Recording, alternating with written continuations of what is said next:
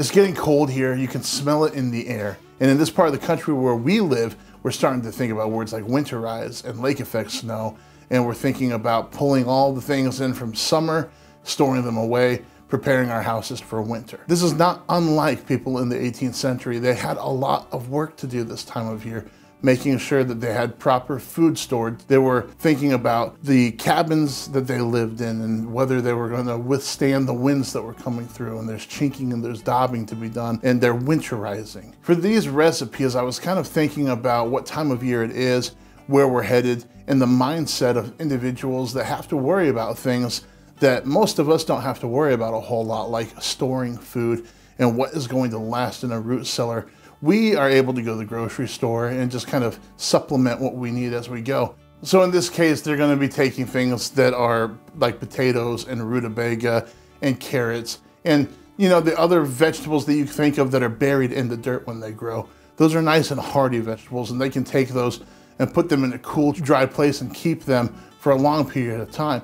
Something that we see a lot that farmers are doing still, especially people that do something like a market farm.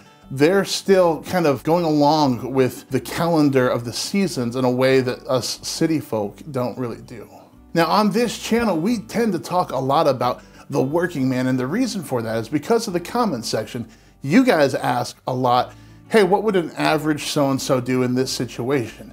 And that's a really, really hard question to answer, considering that the class system didn't work quite like it does today. And also, most of the time when you're getting information, you're getting it from people of means. And so we even have to take recipes oftentimes and kind of bring them down to a working man's level. And so I've done that a little bit with this, but I tried really hard to just find some recipes that have ingredients that would be easy to come by, that most people would be able to grow or were readily available. So we're gonna do that today with just some really simple food. And we're gonna cook something that is actually not far from what you would find on a Midwest table any given day, especially in the wintertime, kind of stick to your ribs food. And I think it's gonna be really great. The first recipe we're gonna do, it's coming from a book that I use all the time. I love this cookbook because of what I just said. This is The Complete Housewife, and it's from Eliza Smith. It was written in 1730, and this is a really good book that is an in-between. It does have some expensive ingredients in it, but it also just has some real down-to-earth, down-home cooking in it. And it gives you a really good place to meet in the middle. You can kind of beg and borrow, and then see, oftentimes they'll even say that here's a less expensive way to do it. And they're mindful of that in this cookbook, which is really nice. Just do a rump of beef. Season your rump of beef with 2 nutmegs, some pepper and salt. Lay the fat side downward in your stew pan. Put to it 1/4 pint of vinegar, a pint of claret, 3 pints of water, 3 whole onions stuck with cloves, and a bunch of sweet herbs. Cover it close, and let it stew over a gentle fire 4 or 5 hours. Scum off the fat from the liquor, lay your meat on sippets, and pour your liquor over it. Garnish your dish with scalded greens. Now, I don't know about you, I don't know where you grew up, but where I grew up, this sounds like coming in from the winter, playing in the snow, and food's ready, and the whole house is filled with this roast. I've never had a roast that had this much acid. We're talking about wine and vinegar in here with roast, and usually where I come from, you would just put a little bit of water in the bottom of your stew pan, or you would put some like beef broth in the bottom of your stew pan. So this is gonna be really interesting to have this beef with like a tangy flavor. I think it's gonna be really delicious, and I'm really excited to try it. First thing we're gonna do is get our roast ready to go. You're gonna get a rump roast. If you can't find a rump roast, a chuck roast should work okay. And we're gonna get it seasoned with nutmeg, salt, and pepper. After we get it seasoned, just kind of push all that seasoning in with your fingers and put it in the bottom of your stew pan. At that point, we're gonna take our vinegar and we're gonna take our claret, and that's gonna be the liquid that goes in the bottom to make sure this thing doesn't dry out. Next, you're gonna take your onions, go ahead and peel them and get them ready just like you would ever want to cook an onion, but you're just gonna stick the outside with some whole cloves, and they're gonna press right in there. Now, this is where you get to kind of season to taste a little bit, because some people like the clove taste and some people don't want a whole lot of that. So put cloves in according to your liking. After the cloves are in, we're gonna put a bunch of sweet herbs in, and might as well just tie those together so that you can pull them out easily later. And we're gonna cover this up with our lid of our Dutch oven, or at home you might use a roaster. And we're gonna put it in the oven. In this case, we're gonna pile some coals underneath and on top of our Dutch oven. So let's talk about the math in this recipe a little bit. She's talking about cooking this for 4 or 5 hours. Now that's a heck of a roast.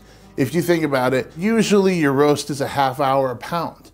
So we're talking about a 4-hour cook time is an 8-pound roast. That is not what we have. We've got about a 3-pound roast. At home, you're gonna put your oven on 325 and you're gonna cook that for about an hour and a half, if it's this size of roast. Now, 325 is not gonna change, just cook time is going to change depending on how big your roast is, half hour a pound. That's all you need to remember. Now, a Dutch oven was used in the time period, and it's a really wonderful tool, especially if you like to cook outside, or if you're a historical reenactor, you can basically take an oven with you wherever you wanna go. The only idea here is that you can bake in it, bread, pies, you can do pot roast, you can do all sorts of stuff. You're just basically going to heat the bottom and the top. And they're created with the lip on the lid. And so you can pile coals on top, you can put coals underneath, and you can use it just like you use the oven in your house. So that's a really great tool if you want to cook something low and slow and keep some meat really tender and use it almost like a pressure cooker. You can do that. Or you can put a trivet in the bottom, put a whole pie in there and bake your pie just like you would bake it in an oven at home. They're wonderful. Primitive Cookery is a neat little cookbook. It doesn't include any meat, or if it does, it's not very much meat. It's just very vegetable focused and it's very simple. And we'll use this cookbook oftentimes because it was made for folks of little means. And so when we're thinking about poor dishes, or we're thinking about something that has ingredients where everybody can get their hands on it, we go straight to this book.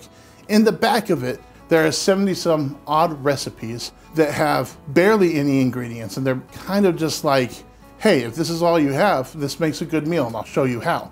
And so there are 2 back here that talk about just boiling carrots and boiling potatoes. And so we're doing that. And you have all kinds of room to play with this because it doesn't say how long or how, it just says to boil them, use salt and pepper and some butter.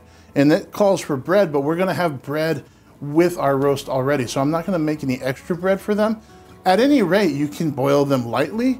You can boil them till they're like mashy and make like a mashed potato or a carrot pudding kind of thing.